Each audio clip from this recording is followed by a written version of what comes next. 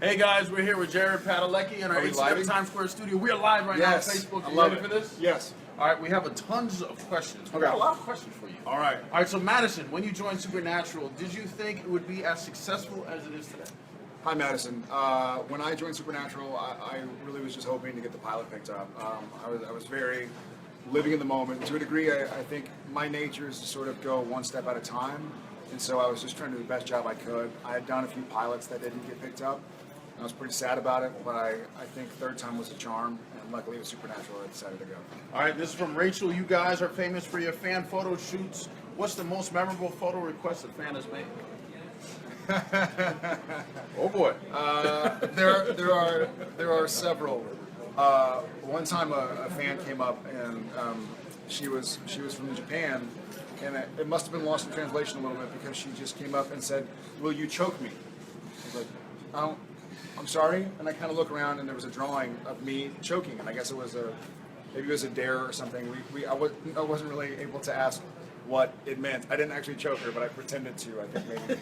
I'm not sure what the context was. This is from Lauren. So many fans quote the show. Is there any dialogue or scene that you could still quote, or is it like cramming for a test where you forget the previous one the next day it's gone? I still, to a degree, remember the Latin exorcism, which is funny because I took Latin in school to try and do better on my SATs, and I was certain that I would never use it in life. Okay, break through it. Come on. All right. Exortit zamus te, omnis immunis spiritus, omnis satanic potestas, omnis incursio infernalis adversarii, omnis legio, omnis congregatio, et secta diabolica. I'm not going to finish it. I don't want to exercise them completely. Everybody made fun of me for taking Latin in high school, and I actually use it on a regular basis. That's pretty amazing. Hey. All right, Ayana, if you could bring back any character, who would it be? Ooh. I would bring back my lovely wife, who happens to be sitting with us, Ruby. If I could bring anybody back, I could have my one and only on set with me. So, easy answer. All right, Naomi, what is the best thing about working with Jensen? Oh God, I think Naomi, the best thing about working with Jensen is he makes me feel tall. Just kidding. Thank you.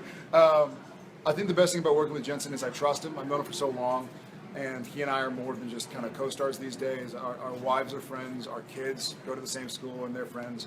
And there's just a bit of comfort and there's an amount of trust I have with him that I'm able to just delve into a scene and not worry about what the other person's doing. I know he shows up. He's a consummate professional. Shows up ready to work, and we're able to kind of have fun with what we do. All right, this is from Flavia. What do you think is the biggest change in Sammy since season 1? Oh God. Flavia, I think Sammy's changed a lot. We've seen him, possessed by angels and possessed by demons. And I think I think in season 1, Sammy really wanted to go live a normal life. He kind of thought like, my family's weird. My dad needs to go on Walking Dead and get off of Supernatural. But now these days, I think Sam realizes that his destiny is where he is, and he's learned to accept that it's not perfect, it's not ideal. He doesn't have a wife and kids and a law degree, but he realizes that he's helping a lot of people, so I think he's happy with where he is. Okay, this is from Dolly. What would happen if Dean from Gilmore Girls met Sam? If Dean from Gilmore Girls met Sam, I think Sam would probably beat his ass, beat him up. I probably shouldn't say the ASS word. I think Sammy's a lot tougher than Dean from Gilmore Girls. But I think Dean from Gilmore Girls was a nice enough guy, so he'd probably just shake his hand and be like, "I like your hair," and walk away. All right, Jamie, this is from Jamie. Yeah. If you ever had to face one of the monsters in the show in real life, which one would you go up against? All right. If I ever had to face one of the monsters in real life, there was a monster that if you dropped salt, I think it was a leprechaun. The episode was called "Clap Your Hands If You Believe," and he had magical powers, but I think it was a leprechaun of some sort, or some form of like the original form of the leprechaun. But if you dropped something on the ground, he had to stay there and count it until he was all done. And so you could just kind of like drop a bunch of stuff on the ground and run away. That'd be the easiest one to escape. All right, this is from Teen Sam W. All right. What is the experience like producing your own wine with Steven? Well, Teen Sam W. That was I've always had a big passion for wine. I love it. And Steven, as you know, makes a lot of wine.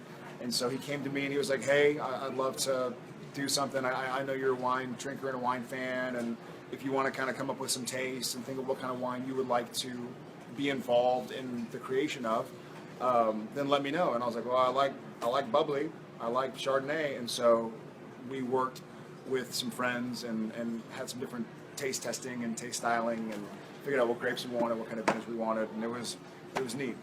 It was awesome. All right. Dream come true. This is from Emily. What would your younger self think about all the success with the Always Keep Fighting campaign? Love you, Jared. I love you back. Thank you for your question. I think my younger self would be really happy. I think I grew up in a small town, and I didn't grow up as Mr. Popular by any means. I was sort of shy and scared of being in the public eye, which is why I maybe found my comfort playing other characters or other variations of me, because I didn't really know who I was yet. So I think the younger self would probably be proud of who I am now, that I've been able to be honest with people and be honest about who I am and what goes on behind the scenes. All right, this is from Alexis. She wants to say, Alexis says, thanks for having a Q&A on her birthday.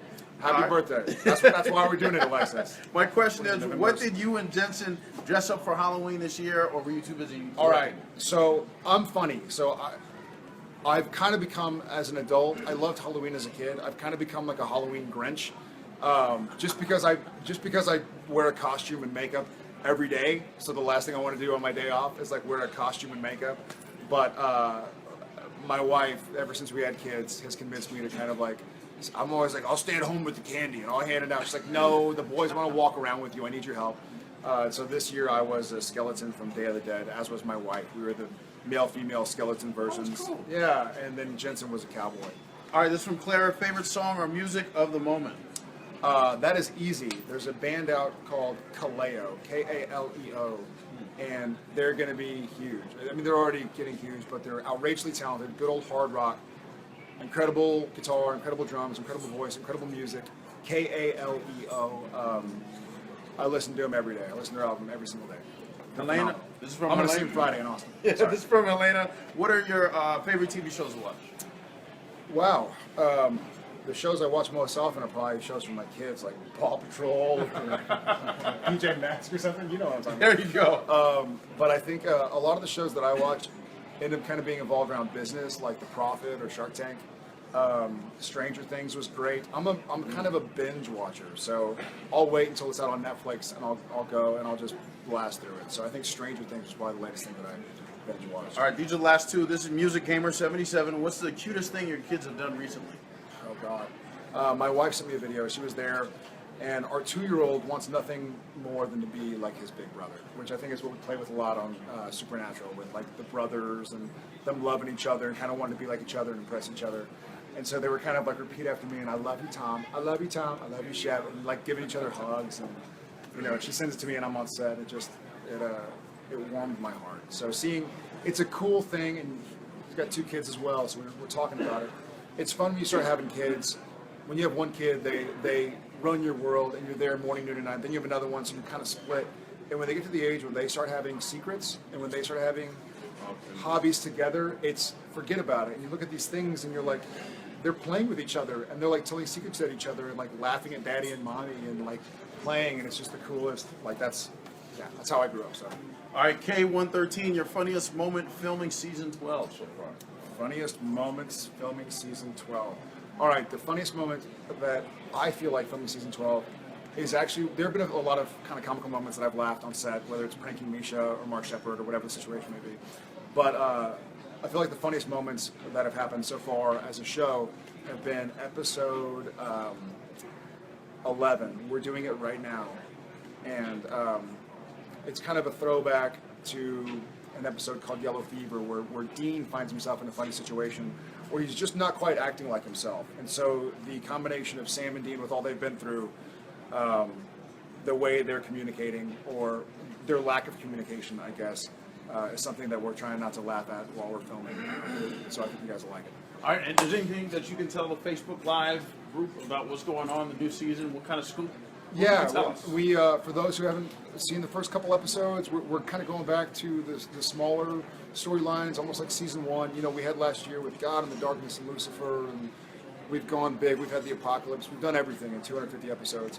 But now we're going back to almost what made me fall in love with the show in the first place. We're going back to family and loyalty and sacrifice and discipline and friendship. and a lot of the stuff that kind of attracted me to the show in the first place. It's scary, it's dark, and we're keeping it simple. We're going back to simple. We've gone so big, and you guys, because y'all have been there for us, we've had the ability to do that and trust that y'all, we're going to have our backs. So thank you, and now we're going back to simple. Guys, thank you for hanging us. We're at Facebook Live. Make sure you watch Supernatural. Thursdays, 9 o'clock. And the Giants are the best team in the NFL. After the Cowboys. After the Giants are the best team in the NFL. Yes, Giants are the yes, best. I'm seeing a Cowboy fan. Giants, there's no Cowboys fans. Love y'all guys. None. Ciao.